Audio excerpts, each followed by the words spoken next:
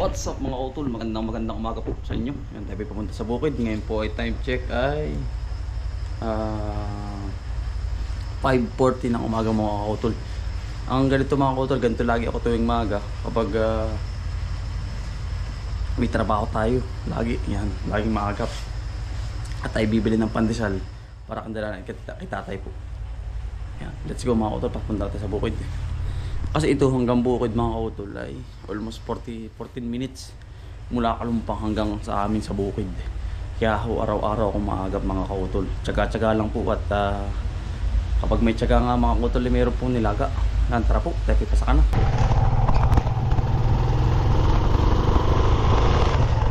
Yan mga kautol, tayo pipabiyahe na. Kasi mga kautol, kapag po ikaw ay maagap, marami ka pong magagawa. Kasi kapag po tanghali na, medyo mainit na ang panahon, ay para po bang paramdam ko'y nakakapanlambot mga kautol. Parang hindi ka na flexible.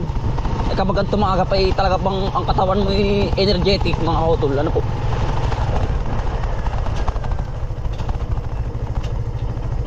Paano po? Paano? Ay. Sige po sir.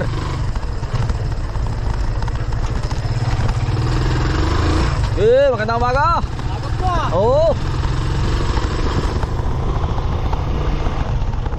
Tayo nandun pa lang sa bungad mga kautol sa aming bahay. Talagang mga kapitbahay natin ay napapasagaw ng maaga po ay ganun po talaga mga kautol. Yan mga kautol, tayo pinasa crossing ng Kalumpang. At ngayon po, tamo po at mga kautol, mga biyahero galing mga ibang lugar papuntang Bicol region. Ayan, tayo pinagpagasolina ay dito ho ay talagang kapag madaling araw mga utol ay pagkakatayin po na biyahe. Kasi ang magandang biyahe dahil po malamig ang gulong, saka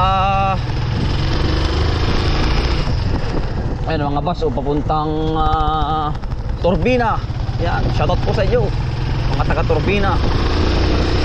Mga utol, tayo pinandin sa Barangay Anos. Yan ay mga utol, makikwento ko lang ho ay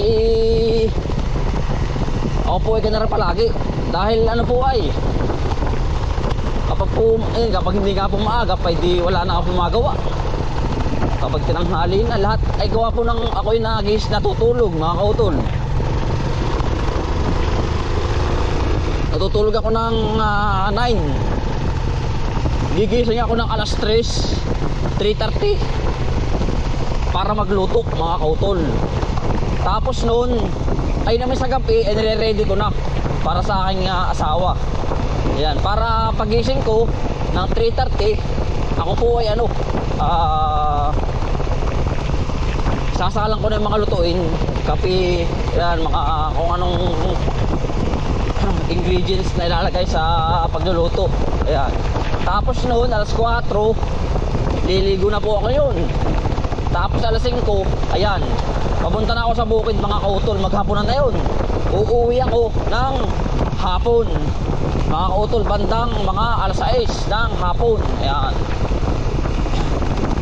Tapos na po ang trabaho ay tapos bukas, ganun po uli mga kautol. Araw-araw routine mga kautol, para kasi yun ang aming pinagmulan sa aming magulang.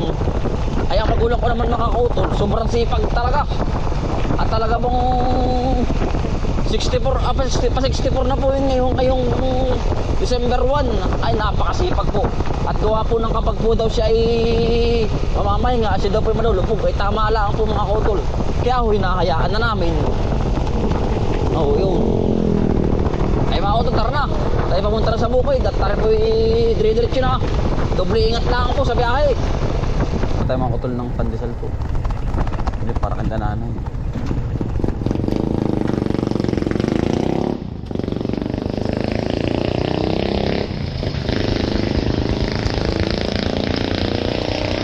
Po. Bili nga ako pandesal, 15 piraso. Buhay po kayo. Buhay yan, buhay. Ilan po? 15 piraso.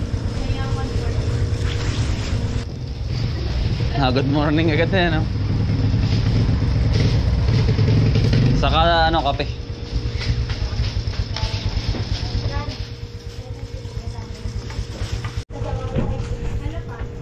Yun lang.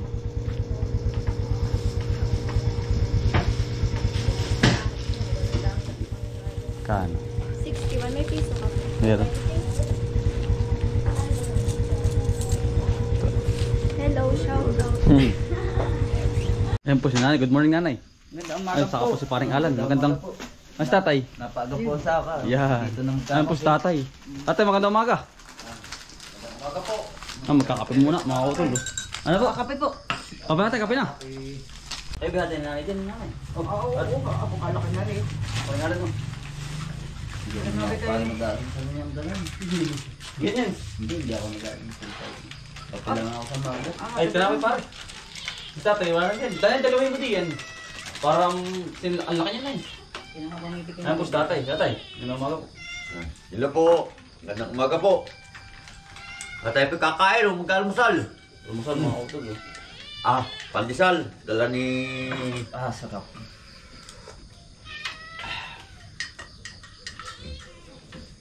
Maganda ata ang panahon niya yun.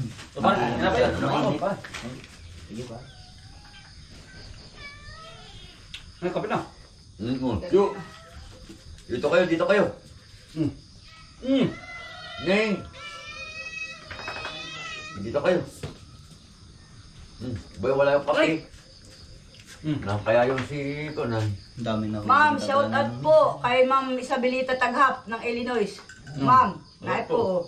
Nagkakape po, naay na po yung padala mo ko. Tasa, nandito pa. Ma'am, kumusta na po? Mga kape po tayo. Kape. Kape po tayo. Umalis ako doon ay 5:14. Hindi ako layo din. Layo din ay. Paspasahangan na, lamig doon. Lamig ka doon. Pag nagbabiyahe, malamig. Lamig kapag biyahe. Malinis yung hinuhugasan ang tinapay. Kain na lang. Parang na pa yan, ba't tigil ka kape? Hindi ako nakain ng almusal. Umagap. Sanay na. Maigimik ka ulam sa tinapay nyo. Dam-dam. Ngayon po, sabi ngayon po, sabi na. Ano, oh. Oh! Gutom na rin yan, oh. Dahil nahuli yung daga niyan doon. Yung mga aso niyan. Sipag ano? Sipag.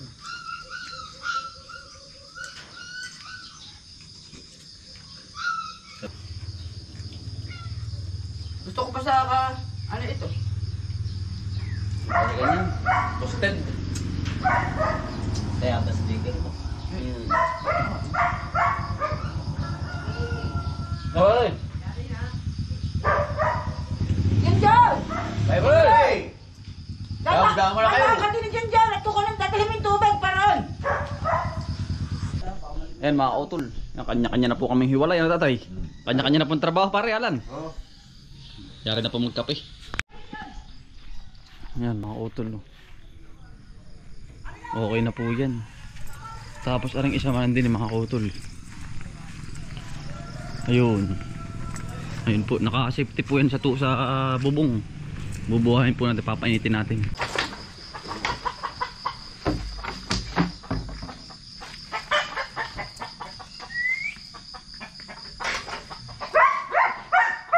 Ito naman mga utol, kompleto po sa langis. Mga utol. Ayan. Kompleto po sa langis yan. Gasolina.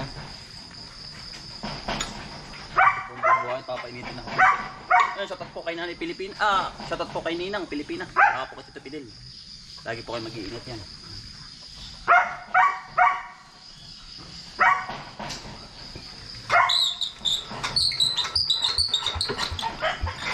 Lamig pa mga. Walang ano mataas po. Makakutol lang.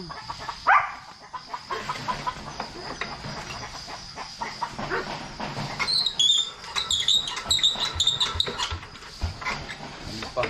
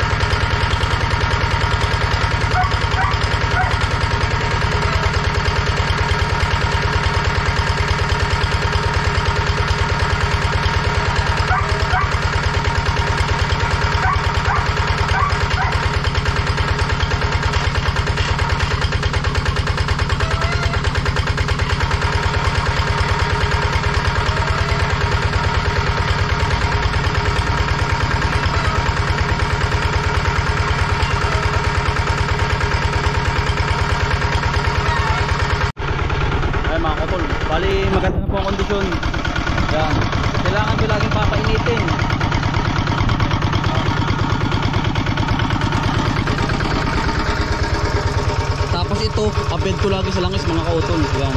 Ito po. Ito. Ngunit malambot po. Tapos itong kanyang throttle. Laging abed ko sa langis ito mga kautol. Yan. Yan. Basta lagi po napapainit ang makina mga kautol. Maganda po ang kondisyon. Ayos po yan.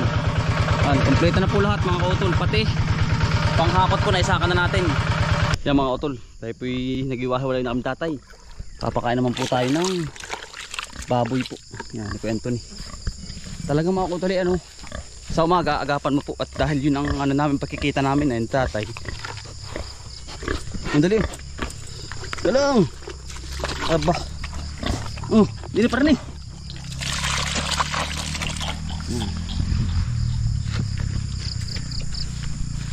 Busog na po yan mga kautol. Ganun po araw-araw ang routine ko mga kautol sa pagpunta sa bukid, pagpunta sa bahay. Ulit-ulit lang mga kautol. Pero yung trabaho namin, iba't iba. Mga kautol, tamo. Nagkape na kami, maagapos tatay, pagkaagap-agap. At nag-ulan ng kalabaw. Yan. Iwahiwalay na po kami ngayon at gawa ng tatay Kambal ay sa kabilang kanyang area. Ako naman po din sa halaman namin. Yan. At tinubos po ni Kambal yung ano ay yun pong tubigan.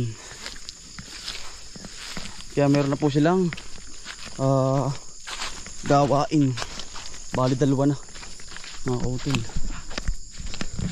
Si kuya naman sa kanyang area, doon sa kabila naman. Nakikita-kita nga po kami tanghali. Yan, magluluto mga kautol. Yun. Kami salo-salo. Raman pong akin. Oink, oink, oink, oink. Kumusta ka na? Kumusta ka na? Dali, parni. Madali, dali. Parni. Dali. Hala. Habhab.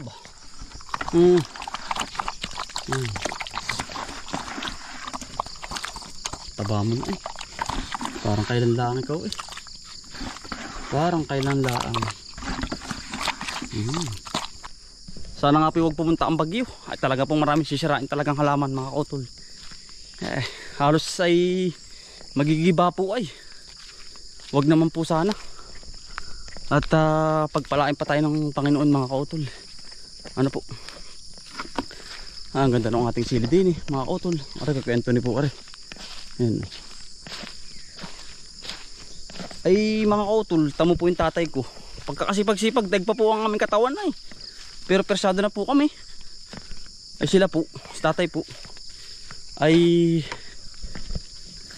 wala akong masabi po. At sobrang flexible ng katawan. Yun, sa awa naman ng Diyos ay ang magulang namin ay wala pong nararamdaman. Walang maintenance po. Yun po kagandahan sa aming magulang.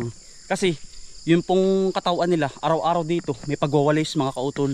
Tapos kaya po ganun ang katawan nila mga kautol. Kasi palagi silang yung katulad ng pagwawalis. Tapos naiilabas yung pawis ni tatay sa bukid.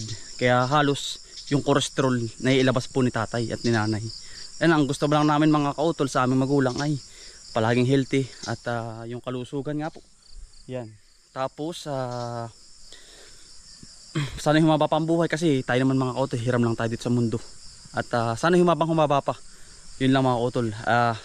Ang gusto namin ay palaging masaya ang pamilya, sama-sama. Ayun mga kautol. Basta enjoy lang po ang life.